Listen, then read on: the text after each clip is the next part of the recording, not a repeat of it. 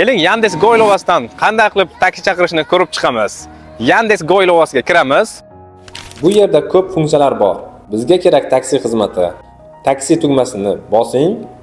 O'zingiz turgan joyga sariq nuqtani joylashtiring.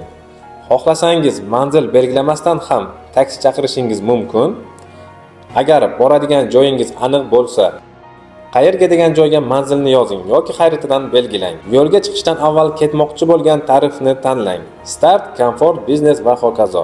Chap burchakda turgan pul belgisini bosing. Naqd yoki karta orqali to'lash usulini tanlang. Buyurtma berish tugmasining yonidagi ikki chiziqchalik tugmani bosing. Agar yukingiz bo'lsa belgilang. Agar uy hayvoni bo'lsa belgilang.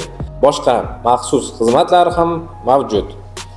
Hammasini to'g'ri kirgizgan bo'lsangiz, buyurtma berish tugmasini bosing.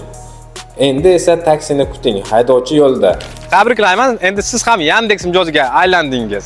Siz bilan ko'rishganda esa Yandex haqida gaplashamiz.